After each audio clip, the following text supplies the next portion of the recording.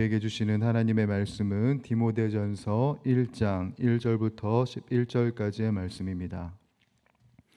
신약 성경 336페이지에 있는 디모데전서 1장 1절부터 11절까지의 말씀, 우리 한 목소리로 이 말씀을 봉독하도록 하겠습니다. 하나님의 말씀입니다.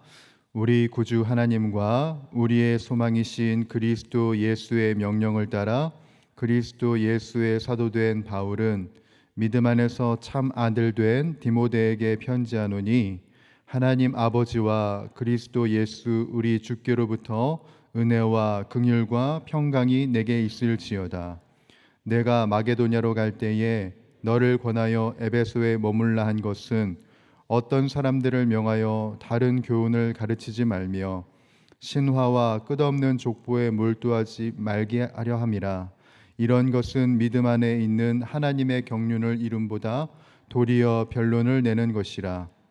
이 교훈의 목적은 청결한 마음과 선한 양심과 거짓이 없는 믿음에서 나오는 사랑이거늘, 사람들이 이에서 벗어나 헛된 말에 빠져 율법의 선생이 되려 하나 자기가 말하는 것이나 자기가 확증하는 것도 깨닫지 못하는도다.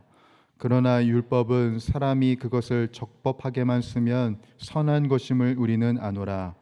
알 것은 이것이니 율법은 옳은 사람을 위하여 세운 것이 아니요 오직 불법한 자와 복종하지 아니하는 자와 경건하지 아니한 자와 죄인과 거룩하지 아니한 자와 망령된 자와 아버지를 죽이는 자와 어머니를 죽이는 자와 살인하는 자며 음행하는 자와 남색하는 자와 인신매매를 하는 자와 거짓말하는 자와 거짓 맹세하는 자와 기타 바른 교훈을 거스르는 자를 위함이니, 이 교훈은 내게 맡기신 바 복되신 하나님의 영광의 복음을 따름이니라. 아멘. 11월 첫날 이 새벽에 제단에 오신 우리 주님의 권속들 환영하고 축복합니다. 오늘 11월부터 이제 저희들은 새벽에 디모데 전서 말씀을 살펴볼 것이고요. 이 말씀을 통해서 하나님의 큰 은혜가 우리 모두에게 있기를 간절히 소원합니다. 디모데 전서를 시작하기에 앞서서 이 말씀의 배경이 되는 사도행전 19장의 말씀을 우리들이 좀 살펴보고 생각하는 것이 중요하겠다는 생각이 드는데요. 사도행전 19장에는 바울이 에베소라는 지역에서 3년간 사역하고 마게도냐로 지역을 옮기는 과정을 다루고 있습니다. 그 마게도냐로 옮기는 과정이, 떠나는 과정이 매끄럽지 않았는데요. 왜 그러냐면 그의 사역 말미에 에베소라는 지역에서 소요가 일어납니다. 우상을 만드는 데메드리오라는 사람을 필두로 우상 만드는 제작자들이 소요를 일으킵니다. 그 이유는 복음으로 인하여서 우상을 구매하는 사람들이 없다 보니 자신의 생계를 위하여서 소요를 일으켜서 폭동을 일으키는 것이지요. 이러한 소요 때문에 바울은 자신이 생각했던 것보다 훨씬 더 빨리 마게도냐로 옮길 수밖에 없었습니다.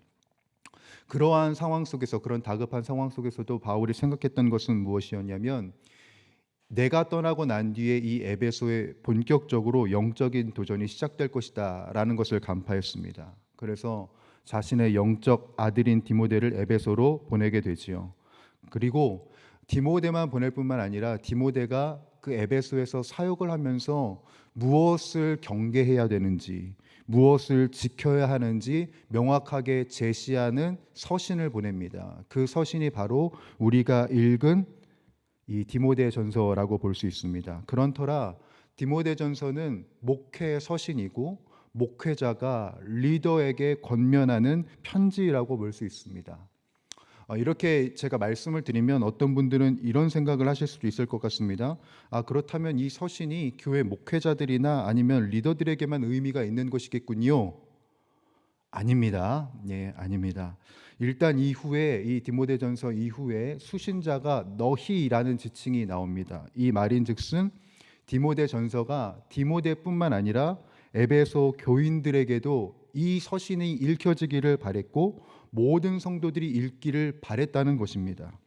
왜냐하면 디모데뿐만 아니라 에베소의 모든 성도들, 그리고 이 땅을 살아가는 우리 모두는 사실은 리더입니다.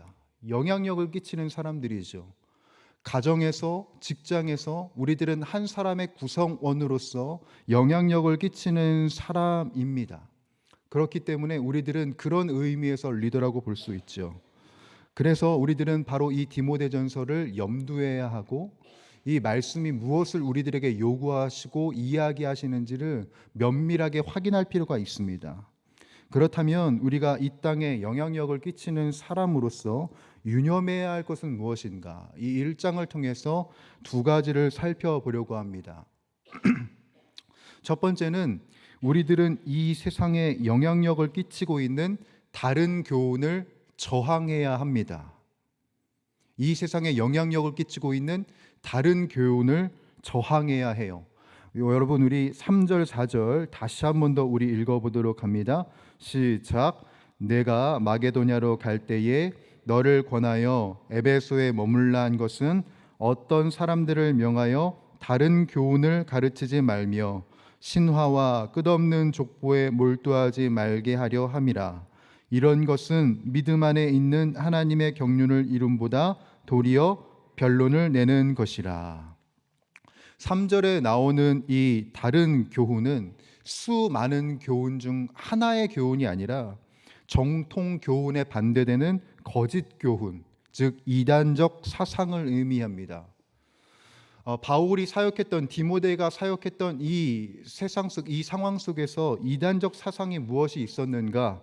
우리들이 잘 알듯이 율법주의와 그리고 영지주의가 성도들의 구원관을 흔드는 상황이었음을 우리들이 확인할 수 있습니다.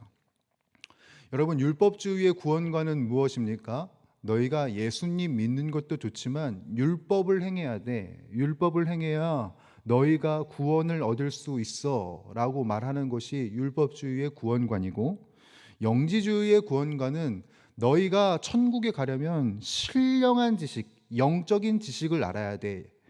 이것이 없으면 너희들은 천국에 갈 수 없어. 그래서 우리들이 만들어 놓은 신화와 신들의 족보를 너희들이 끊임없이 알아야 돼 라고 이야기하는 것이 바로 영지주의의 구원관인 것입니다. 이 두 가지의 이단적 사상이 교회를 위협했어요.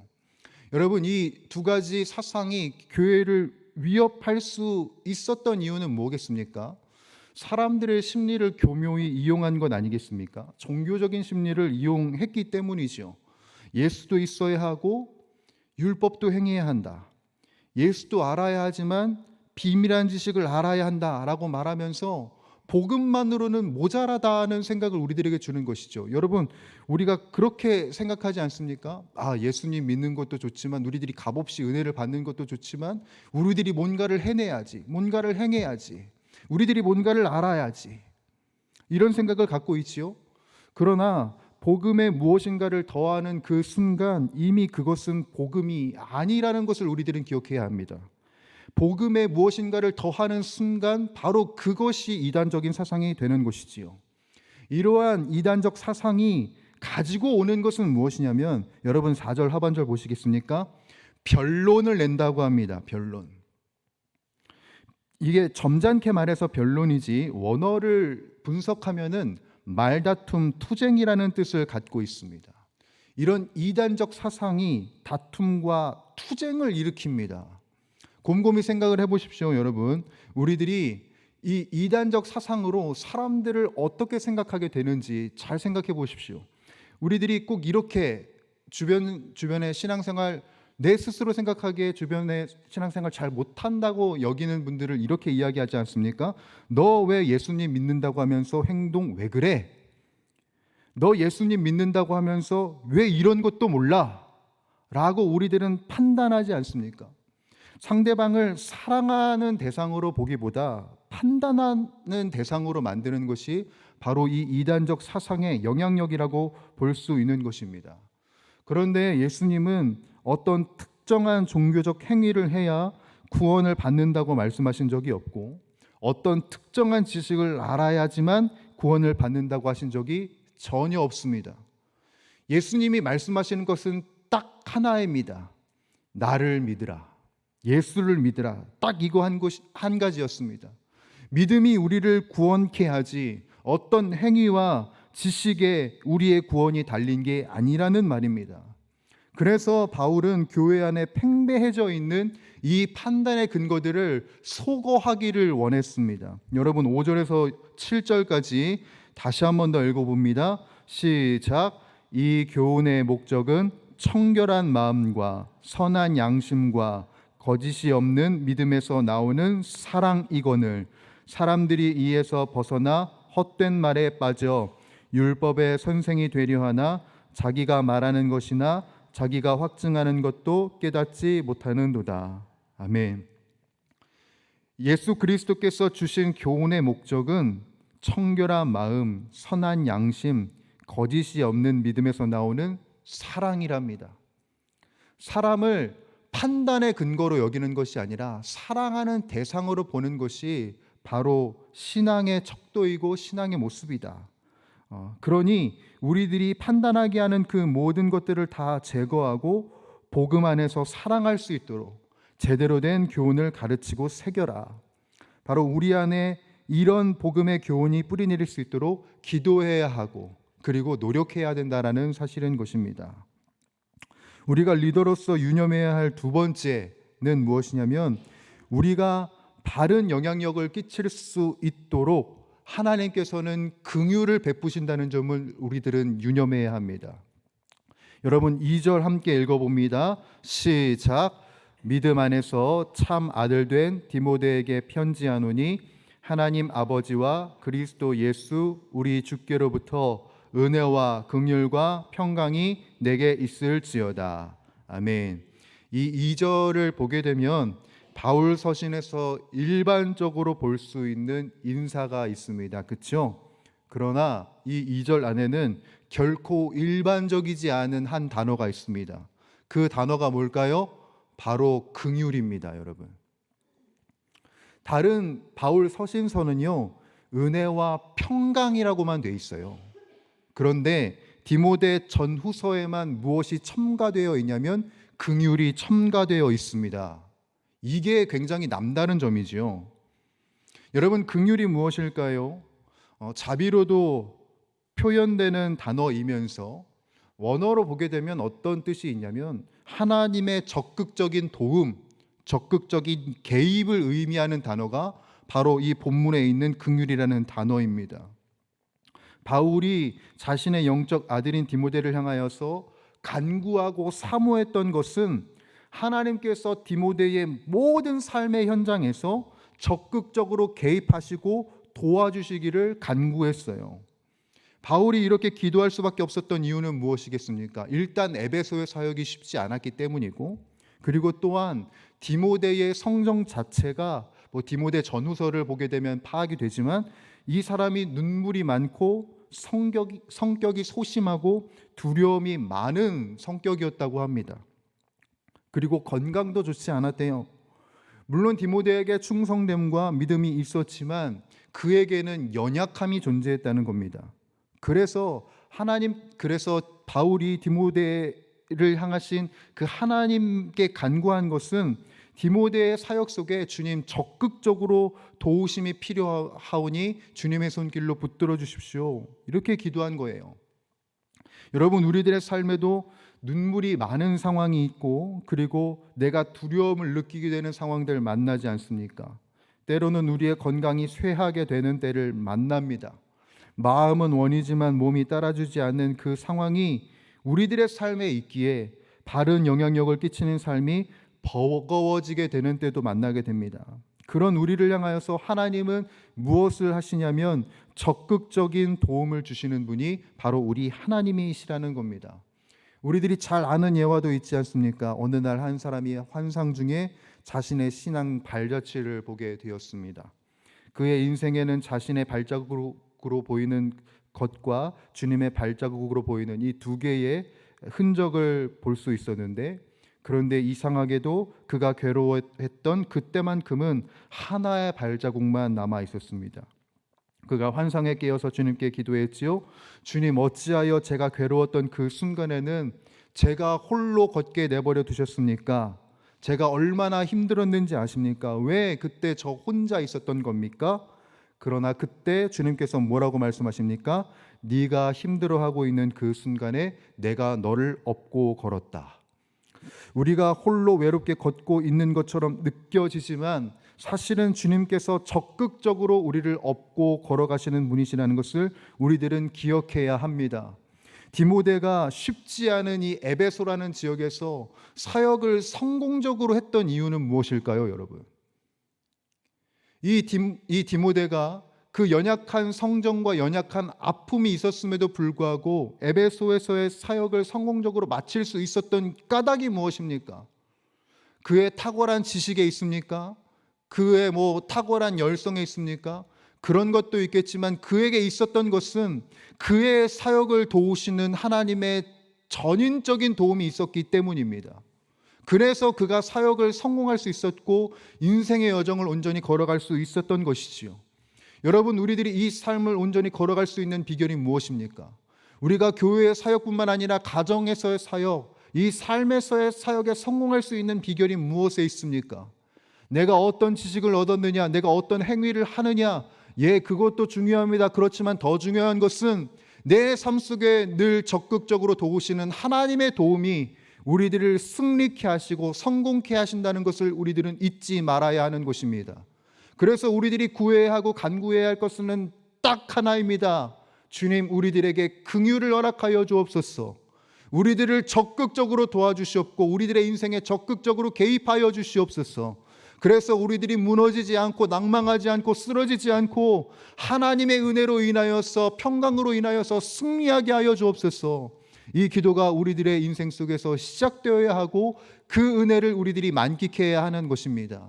사랑하는 주의 권속들, 디모데 전서를 이제 시작합니다.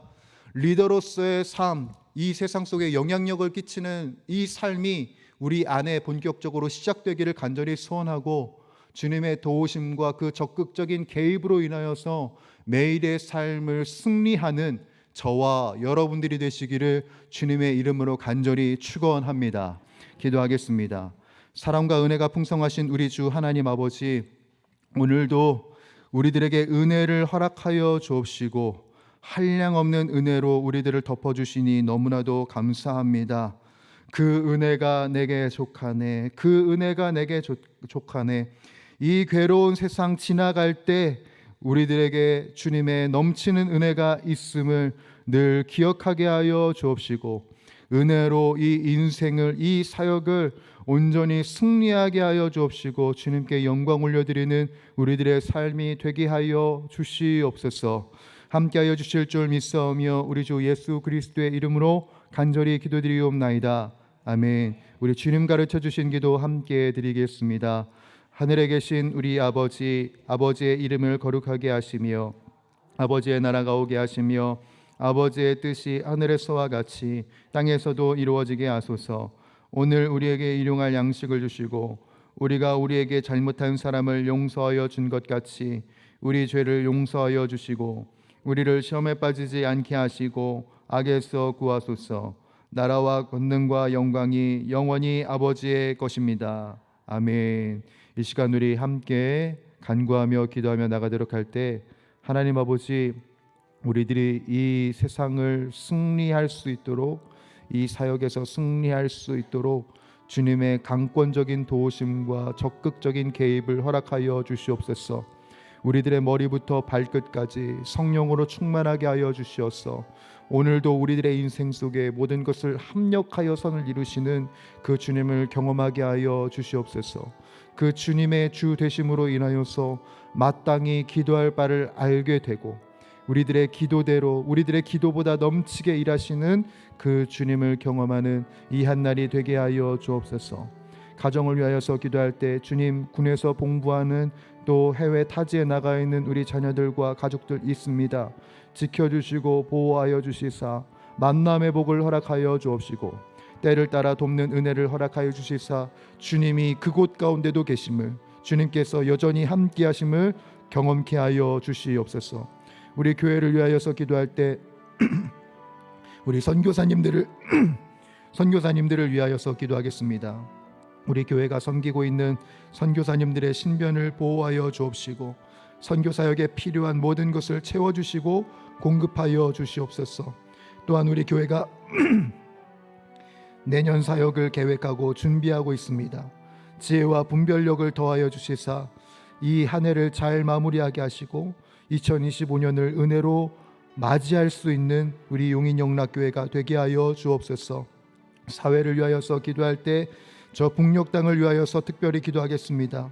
북한 땅의 악한 정권이 무너지게 하여 주시옵고 주님의 복음이 굳건히 세워지게 하여 주시옵소서. 그래서 세계 선교의 전초 기지가 되는 이 한반도가 되게 하여 주옵시고 통일 한국이 이루어질 수 있도록 주님 은혜 위에 은혜를 더하여 주옵소서. 또한 여러분들이 가지고 나오신 기도의 제목들과 더불어서 우리 연약함에 있는 지체들 위하여서 우리 간구하며 기도하며 나가도록 하겠습니다. 사랑과 은혜가 풍성하신 우리 주 하나님 아버지, 오늘도 은혜와 주님의 평강 가운데 이 하루가 이루어지고 진행되길 간절히 소원하며 갈망하며 기도합니다. 주님의 긍휼 우리들에게 간절히 있기를 원합니다. 강권적으로 우리를 도우시는 주님의 도움과 개입 속에서 우리들이 이 인생의 여정 속에 승리하게 하시고 사역의 모든 현장 속에서 승리하게 하여 주옵소서.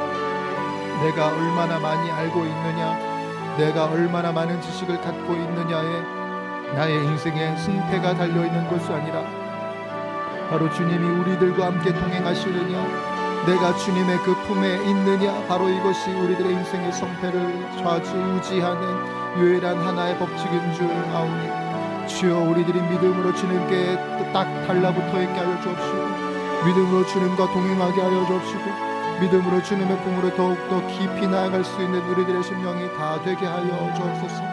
그래서 하나님, 우리들이 머리부터 발끝까지 성령으로 충만할 수 있기를 원합니다.